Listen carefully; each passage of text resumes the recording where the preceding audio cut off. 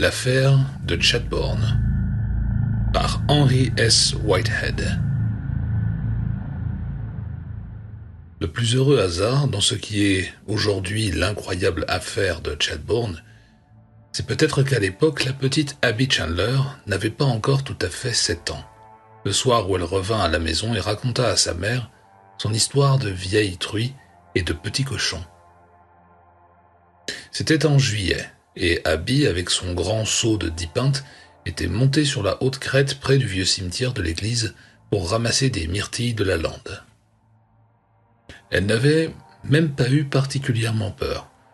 Sa mère avait dit « C'est ce que j'entends par le côté heureux de la chose ».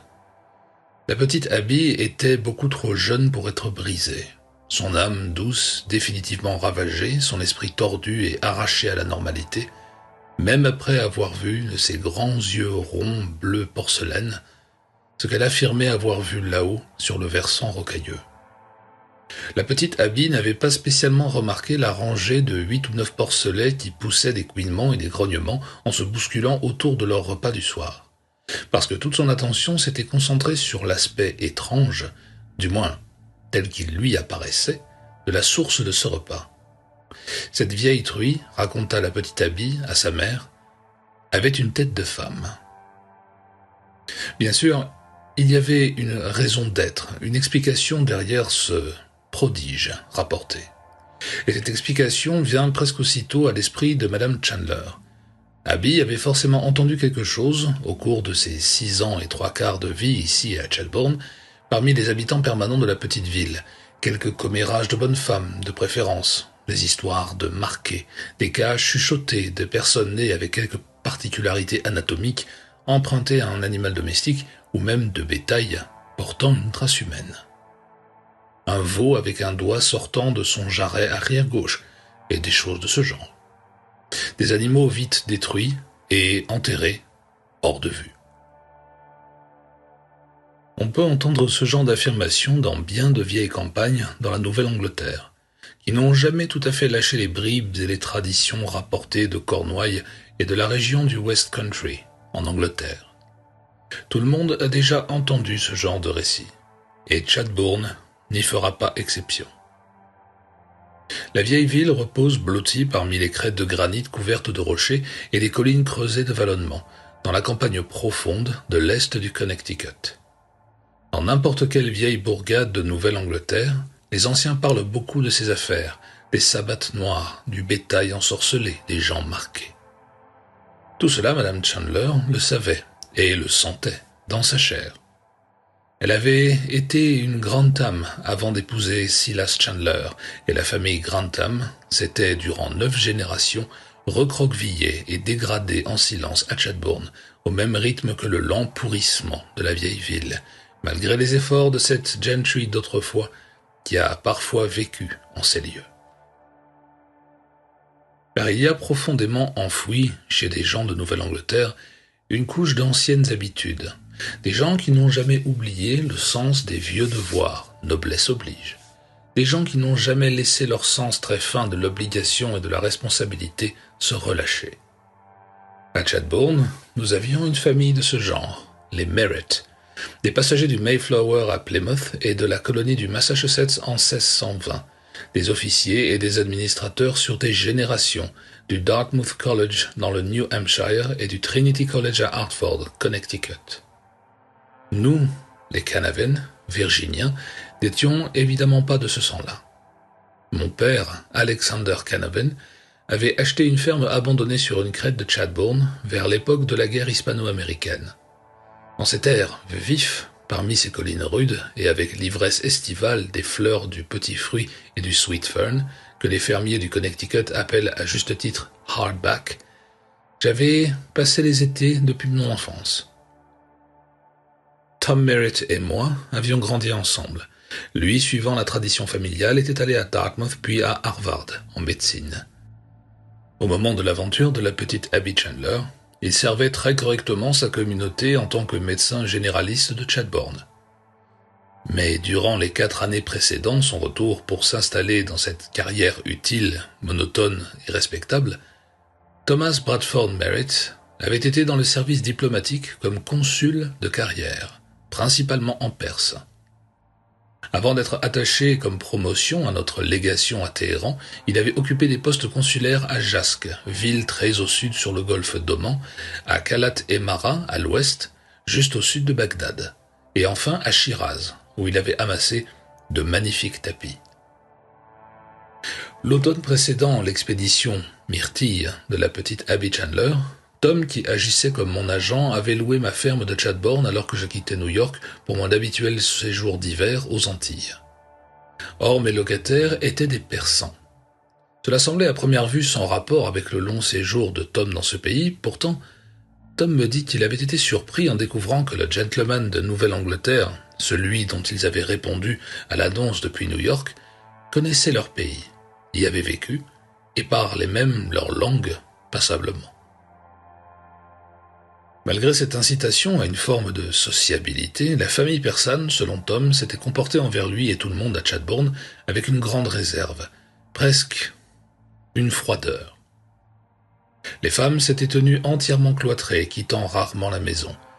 Cet hiver-là, lorsqu'elles s'aventuraient dehors, elles étaient toujours lourdement emmitouflées, carrément voilées, pensa Tom, et seules, pour ainsi dire, les bords de la mer et des deux filles avaient jamais pu être aperçus par un habitant curieux de savoir à quoi ressemblent des dames persanes.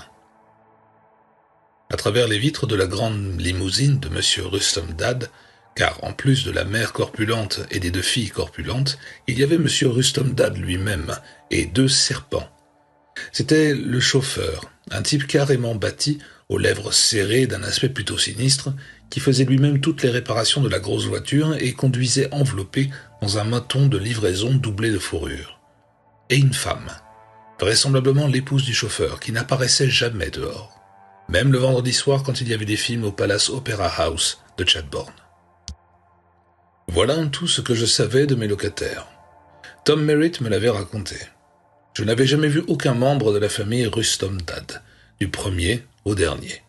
En fait, je les avais complètement oubliés jusqu'à mon arrivée à Chadbourn en juin suivant, quelque temps après leur départ, quand Tom m'apprit les faits bruts que je viens d'exposer. Ce soir-là, un certain soir de juillet, les Rustom Rad étaient très loin de mes pensées. Il était 9 heures, j'étais assis au salon en train de lire quand mon téléphone se mit à sonner avec insistance. Je posai mon livre avec un soupir d'agacement, interrompu. Et au bout du fil, je trouvai Thomas Bradford Merritt. « Descends ici dès que tu peux, Gérald, » dit Tom sans préambule, avec une urgence inhabituelle dans la voix. « Que se passe-t-il » ? « Ça peut être dans ton domaine, si on peut dire. Quelque chose de franchement hors du commun.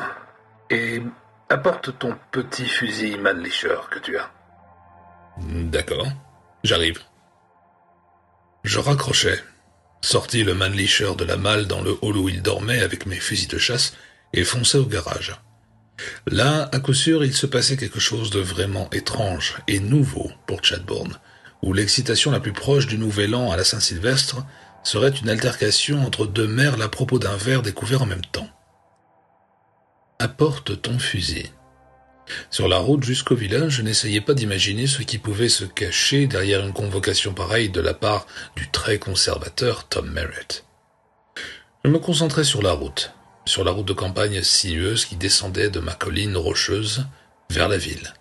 Accéléré sur les lignes droites, relâché dans les virages, même à grande vitesse. Je déboulais chez Tom 8 minutes après avoir raccroché. J'avais vu de la lumière dans la bibliothèque comme dans le cabinet, et j'entrai droit dans la bibliothèque. Tom était assis au bord d'une chaise raide, visiblement en train de m'attendre. Tom se lança dans son récit, à peine ai-je eu franchi le pas de la porte.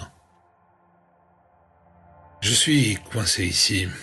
J'ai un accouchement en cours. Ils vont m'appeler d'une minute à l'autre.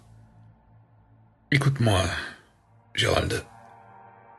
C'est probablement du jamais vu pour toi, ce que j'ai à te raconter, même avec toutes les choses bizarres que tu connais.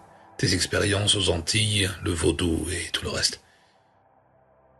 Il y a quelque chose que je sais, et dont je me suis toujours tu. Et si c'est bien ce que je crains, tu vas devoir me croire sur parole. Je n'ai pas perdu la tête ni rien de ce genre. Tu vas probablement penser que si ça se révèle être ce que je crois... Écoute bien. Dan Curtis a perdu son petit garçon, Truman, en fin d'après-midi, à la tombée du jour. Truman a 5 ans, un petit bonhomme. Il a été vu pour la dernière fois par des gamins plus âgés qui revenaient de la crête avec des baies vers l'heure du souper. Le petit Truman, ont-ils dit, était avec une dame juste à l'extérieur du vieux cimetière. 2 agneaux et un veau ont disparu cette semaine. On a remonté leur piste jusque là-haut. Un os ou deux, une mèche de laine, les oreilles du veau retrouvées séparément à différents endroits. Mais toutes là-haut. Et un morceau de sa queue dispersé aussi. Quand ils sont montés chercher, ils ont trouvé tout ça éparpillé. Certains parlent d'un puma, la plupart disent des chiens, mais... Gérald, ce ne sont pas des chiens. Les chiens tueurs de moutons déchirent leurs victimes sur place. Ils ne traînent pas leur proie sur 3000 de pente raide avant de la manger. Et ils chassent en meute. Tout le monde le sait. Or, on n'a rien vu. Pas de meute, pas de trace d'une meute. Et ces animaux perdus ont tous disparu un par un. Encore une preuve que ce ne sont pas des chiens. Ils ont été emportés et, j'imagine, dévorés là-haut sur la crête du cimetière. Les chiens tueurs de moutons ne prennent pas les veaux non plus. Et ce veau-là, faut bien l'expliquer. Tu vois, j'ai tout retourné dans ma tête. Assez soigneusement. Pour les pumas, le puma ne vit pas et ne mange pas d'ordinaire à découvert. Un puma traînerait un animal volé loin dans des bois profonds. Oui, j'ai entendu parler d'animaux qui disparaissaient. Seulement, ce que j'avais entendu, c'est que ça durait depuis un bon moment et que ça s'était intensifié depuis 1 mois ou quelque chose comme ça. Oui. Ça dure depuis que les Persans sont partis. Pendant les 6 mois où ils ont été là, ils achetaient toujours leur viande et leurs volailles vivantes, sur pied. Apparemment, ils préféraient tuer et préparer eux-mêmes. Je n'en sais rien avec certitude, bien sûr. Quoi qu'il en soit, c'était une de leurs bizarreries là-haut chez toi. Et ça a beaucoup fait parler en ville, comme tu peux te l'imaginer. Et depuis qu'ils sont partis, ça n'a pas touché seulement des agneaux et des veaux.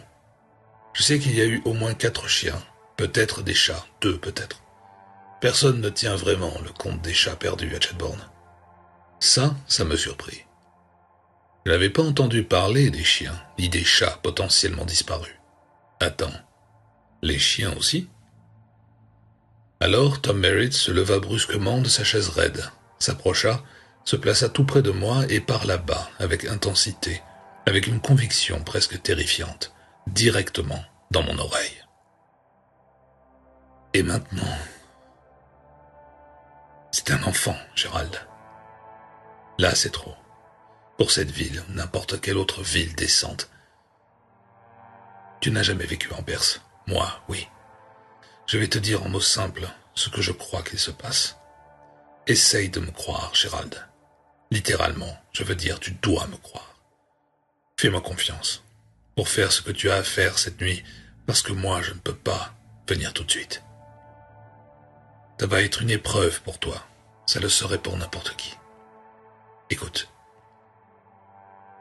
La situation ne m'est devenue claire que juste avant que je t'appelle.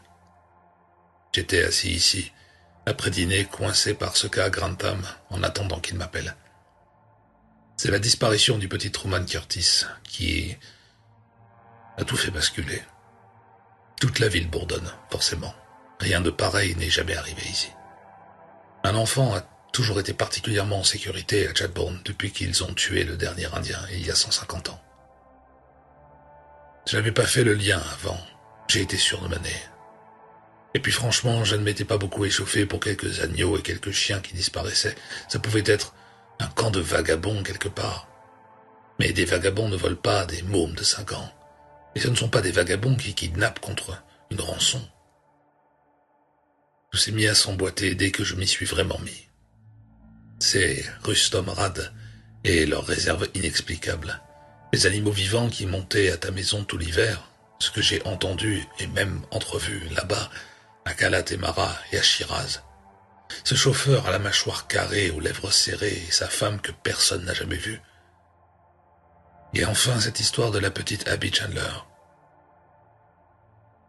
Et le reste de ce que le docteur Thomas Merritt eut à me dire, il me le souffla littéralement dans l'oreille dans un murmure tendu, comme s'il craignait que les murs, les chaises et les livres de cette vieille bibliothèque de Nouvelle-Angleterre, matinée par les années, entendent l'abomination qu'il devait formuler.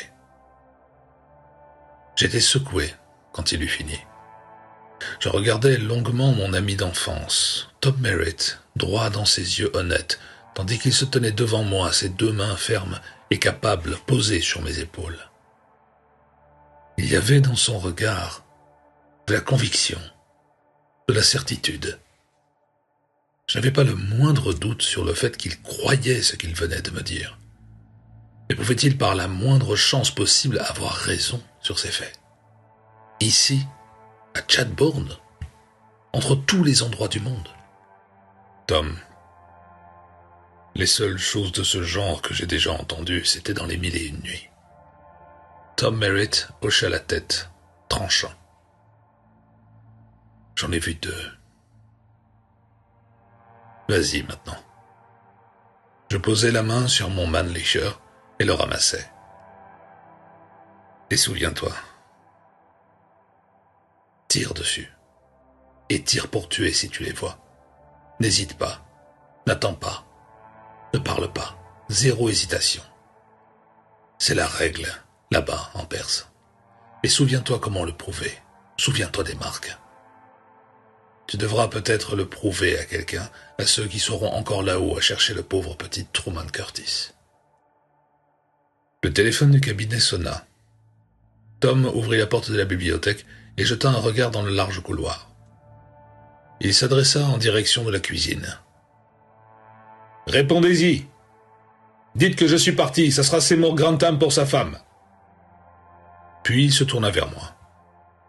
« Il y a 2 groupes de recherche là-haut, Gérald. » Et tandis que nous dévalions le petit chemin depuis la porte d'entrée jusqu'à l'endroit où nos 2 voitures étaient garées au bord de la route, j'entendis la vieille gouvernante du docteur au téléphone expliquer de sa voix aiguë et nasillarde de Yankee pur jus que le docteur était en route pour la famille Grantham en émoi. Je montai jusqu'au vieux cimetière sur la crête, encore plus vite que je n'étais descendu de ma propre colline un quart d'heure plus tôt dans la soirée. La lune de fin juillet, à une nuit de pleine lune, baignait les collines parfumées de sa lumière claire et sereine. À mi-chemin sur la route qui grimpe vers la crête, je dépassai un groupe de recherche qui redescendait. J'en rencontrai un autre qui sortait de la grille du cimetière. Quand j'arrêtai mon moteur fumant et serrant le frein juste devant l'entrée, les 3 hommes de ce groupe, armés d'une lanterne, d'un fusil et de 2 solides gourdins, se rassemblèrent autour de moi. Le plus jeune, Jed Peters, fut le premier à parler, et ce fut bien dans l'esprit de Chadbourne que cette première remarque ne fasse aucune référence directe à l'affaire urgente qui nous avait tous poussés là. Jed avait désigné mon fusil. L'intérêt se lisait clairement sur son visage lourd et honnête. « Ça, je dirais, c'est une sacrée arme, Monsieur Canavan. On voit que vous avez du métier. » J'avais l'habitude de mes voisins de Chadbourne. C'est un Mannlicher. Ce qu'on appelle une arme de précision. C'est précis au point de pouvoir couper la tête d'une épingle à environ 1400 yards. Ces 3 types, dont l'un était l'oncle de l'enfant disparu, n'avaient rien trouvé. Ils firent pourtant demi-tour avec moi sans que je le demande. J'aurais pu très volontiers m'en passer. Après ce que Tom Merritt m'avait soufflé, j'aurais préféré me retrouver seul pour gérer la situation sans aide. Mais c'était inévitable. Je proposai de nous séparer, et j'eus la satisfaction de voir ma suggestion adoptée. Eux 3 partirent lentement sur la gauche, tandis que moi, j'attendais, debout, juste à l'intérieur de la grille du cimetière, jusqu'à ce que je n'entende presque plus leur voix. Alors je pris position, le dos contre le mur intérieur du cimetière, directement en face du grand mausolée de la famille Merritt. La lune l'éclairait avec force. Il se détachait très nettement. Je m'appuyai contre la pierre, mon Mannlicher calé contre moi, et attendis. Je ne fixais pas le mausolée en permanence. Je balayais du regard une bonne partie du cimetière. Un terrain peu broussailleux qui montait en pente douce depuis l'entrée et que l'on voyait presque entièrement de mon point de vue. De temps à autre, prêtant l'oreille, je captais un fragment de la conversation continue des 3 chercheurs, au loin, tandis qu'ils suivaient le long parcours que je leur avais suggéré, tout autour du cimetière, afin de couvrir ce qui, dans le parler local, descend, remonte, traverse et revient. J'avais attendu, et les 3 chercheurs avaient flâné ainsi peut-être 20 minutes. La vieille horloge de la ville, dans le clocher de l'église congrégationaliste, avait sonné 10 heures environ, 5 minutes plus tôt, quand j'entendis un léger grincement du côté du mausolée Merritt.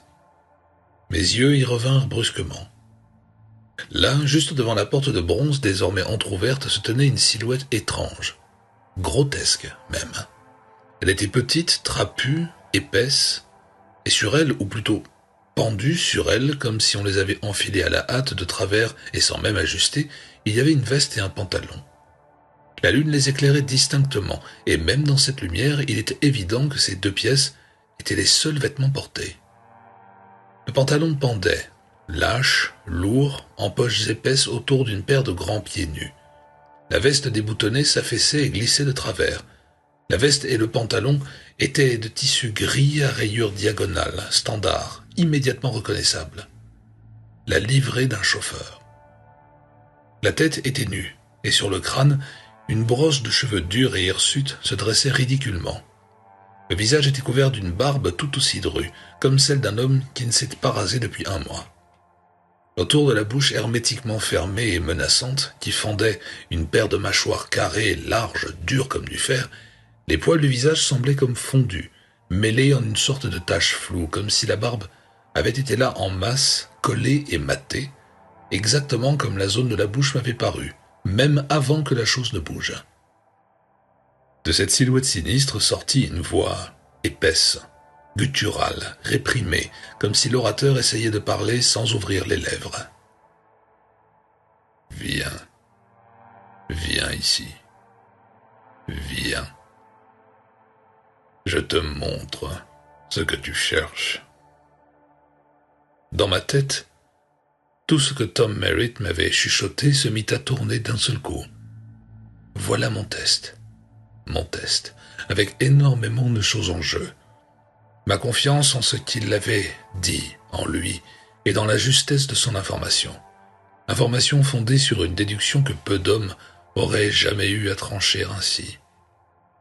Je murmurai une brève prière. En quelques secondes, j'observai que la silhouette s'approchait lentement de moi.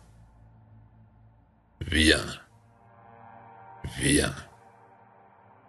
Je te montre ce que tu cherches. » Alors je me rassemblai. Je plaçai ma confiance et ce qui m'attendait dans les mains de Tom Merritt.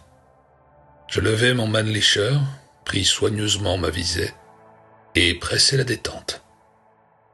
Et puis, une seconde fois, 2 claquements secs résonnèrent dans l'air immobile de cette nuit d'été. Puis j'abaissai la petite arme mortelle et regardai la silhouette s'effondrer et s'affaisser. 2 petits trous, l'un à côté de l'autre. Au milieu du front, une tache sombre se répandait sur le visage hérissé. Le collant et l'emmêlant comme la zone de la bouche avait déjà eu l'air, même avant. La chose resta immobile, en boule froissée sur le sol, à mi-distance entre le mausolée et l'endroit où je me tenais. Je l'avais fait. J'avais fait ce que Tom Merritt m'avait dit de faire, impitoyablement, sans la moindre hésitation, comme Tom disait qu'il faisait en Perse, autour de Téhéran, la capitale, et à Shiraz, et à Kalat et Mara, et, tout au sud, à Jasque.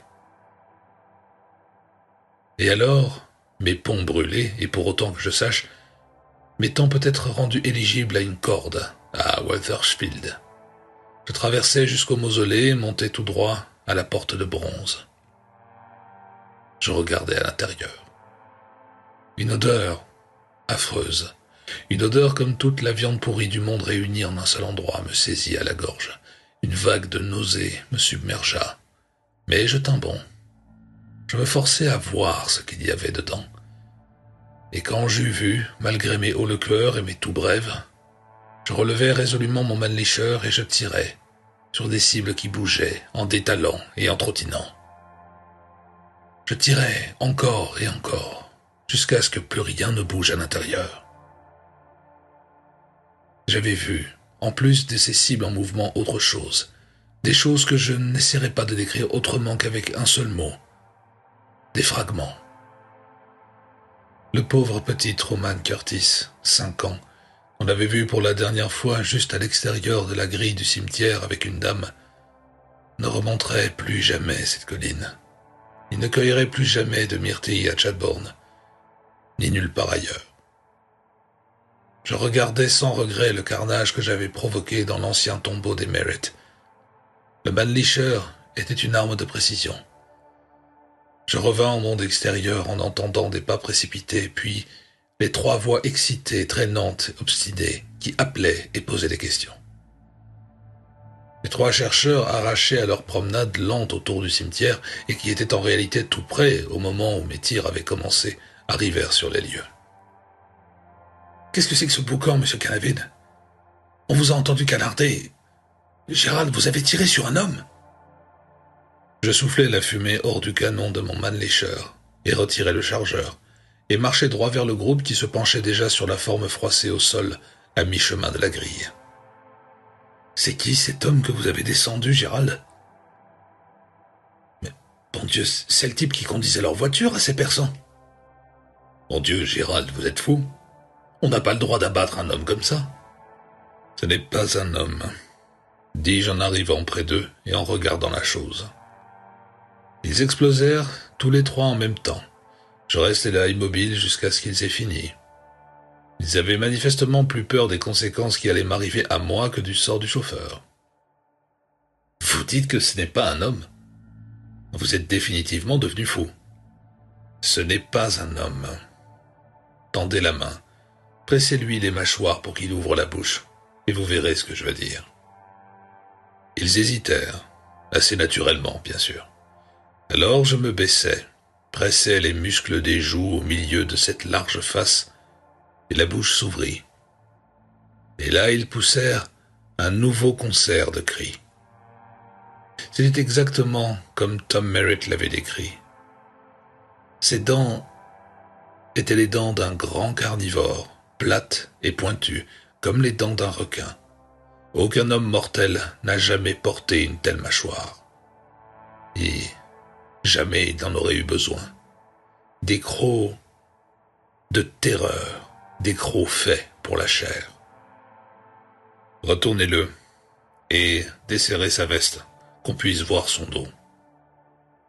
Oh, bon Dieu!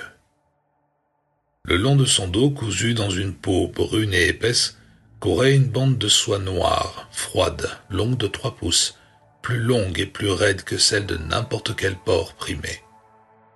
Nous restâmes un long moment à contempler la chose, en silence. « Venez. Regardez maintenant à l'intérieur du tombeau Merritt. Mais préparez-vous, ça ne sera pas beau à voir. » Je me retournai et les conduisis. Alors, derrière moi, la voix de Jed Peters. « Vous dites que ce n'est pas un homme, et je vous crois, monsieur Canavan. Mais bon Dieu tout-puissant, si c'est pas un homme, alors... Nom de Dieu, qu'est-ce que c'est? » C'est une goule. Et dans le tombeau, il y en a 10 de plus. La mère et 9 petits. Et ce qu'il reste du petit Curtis Truman. Regarder dans le mausolée une seconde fois, de sang-froid pour ainsi dire, fut une épreuve rude, même pour moi, qui avait provoqué ce carnage à l'intérieur. Pour les autres, Ellie Curtis, le plus âgé des 3, fut violemment malade. Bert Blatchford enfouit son visage dans ses bras contre le linteau de la porte, et quand je le secouai par l'épaule craignant qu'il ne s'effondrât, le visage qu'il tourna vers moi était vide. Ses joues rouges étaient devenues couleur de plomb. Seul Jed Peters tint bon. Il jurait simplement à voix haute, en répétant toujours la même chose. « Bon Dieu, bon Dieu. » Un garçon peu disert, certes, mais solide.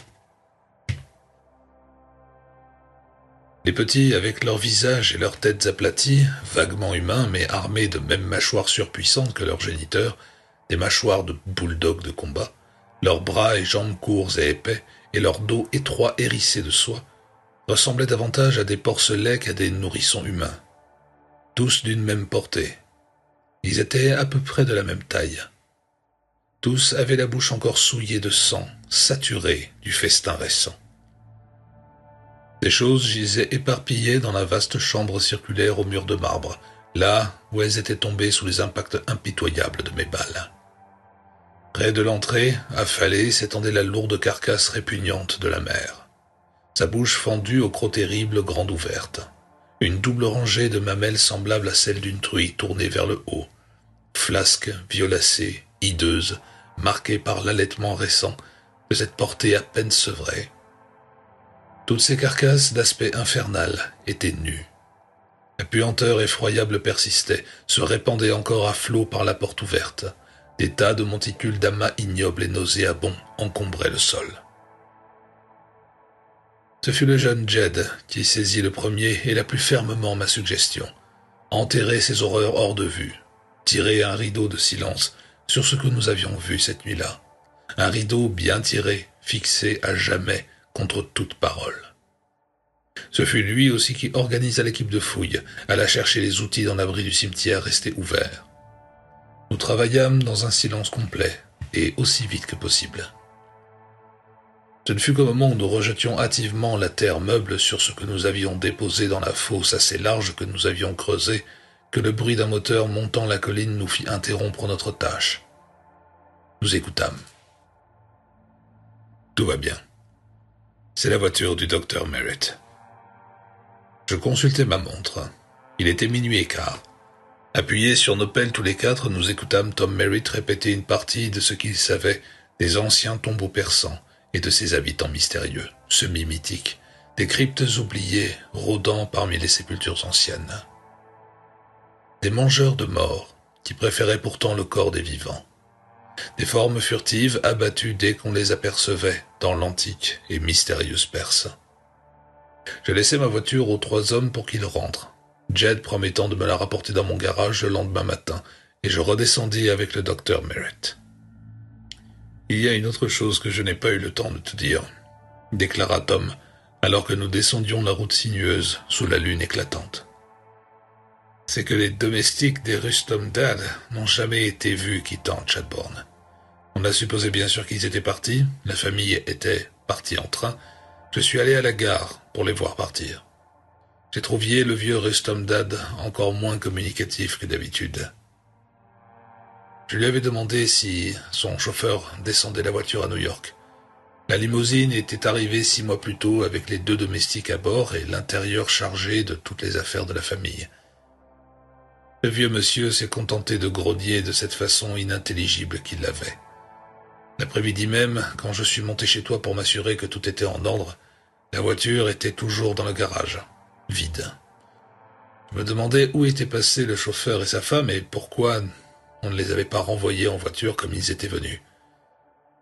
Et voilà que Bartholomew Wade, du garage, arrive avec la clé et une lettre de Rustum Dad accompagnée d'un chèque de $10 et de son billet de train retour de New York.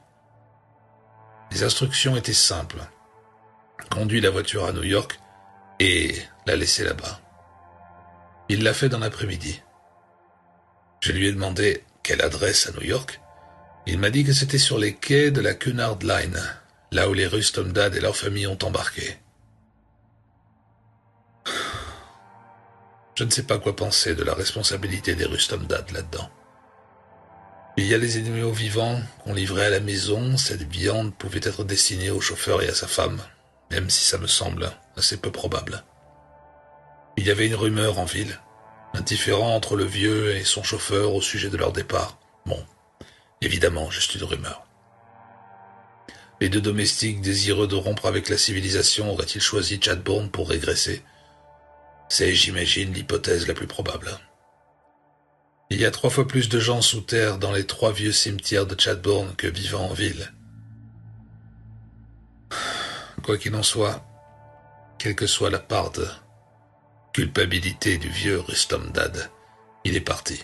Et on peut émettre 3 ou 4 hypothèses, mais ça ne nous mènera nulle part. Puis, Une fatigue sourde résonna dans sa voix. J'ai engagé le jeune Jed Peters pour nettoyer demain le vieux tombeau des ancêtres. Je nettoyais mon fusil avant de me coucher. Quand j'eus terminé et pris une douche brûlante, il était près de 2 heures du matin quand je me glissais sous les draps. Je redoutais une nuit blanche, hantée par les images du cimetière. Je restais éveillé un bon moment, repassant des bribes dans mon esprit. Le jeune Jed, aucune dégénérescence là au moins. Voilà un garçon qui tiendrait bon dans un mauvais pas. La vieille souche Yeoman ne s'était pas encore affaiblie chez lui. Je finis par m'endormir après m'être assuré une fois de plus que j'avais fait un travail complet là-haut. Des ghouls. Pas seulement des créatures des 1001 nuits, comme les afrites et les djinns. Non. Réelles. Ces mâchoires. On les abat à vue en Perse, quand elles sortent de leurs trous parmi les tombes anciennes. De petits os rougeâtres épars de cette charogne infecte, des petits os qui n'avaient jamais appartenu à des veaux ou à des agneaux. Des petits os qui avaient été... Je me demande si je pourrais jamais oublier ces petits os. Ces petits os pitoyables. Je me réveillais au ronronnement d'un moteur en seconde qui montait la pente raide vers ma ferme. C'était un splendide matin de fin d'été en Nouvelle-Angleterre. Le jeune Jed Peters arrivait avec ma voiture. Je sautai du lit, enfilai un peignoir et des pantoufles. Il était 7h30. Je sortis au garage et ramenai Jed à l'intérieur pour une tasse de café. Cela augurait bien de voir le garçon engloutir 3 œufs au plat et 7 tranches de bacon au petit déjeuner.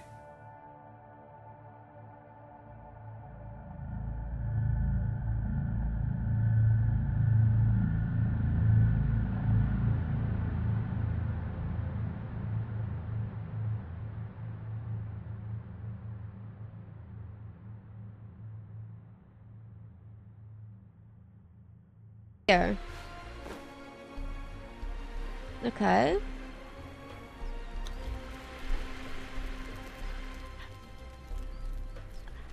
How do I know? Oh. Ew, this looks kind of disgusting. How long does this last?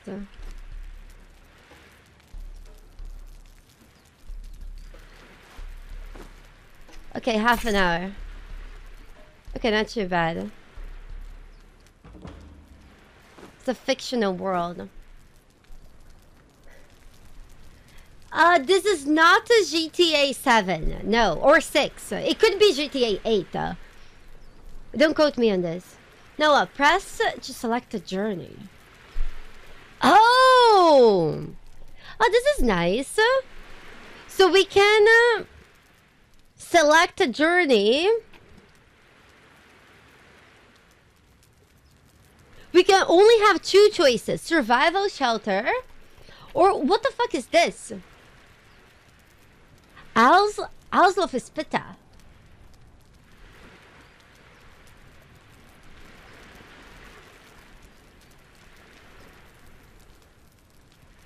Oh, it's DLC, okay. Oh, wait.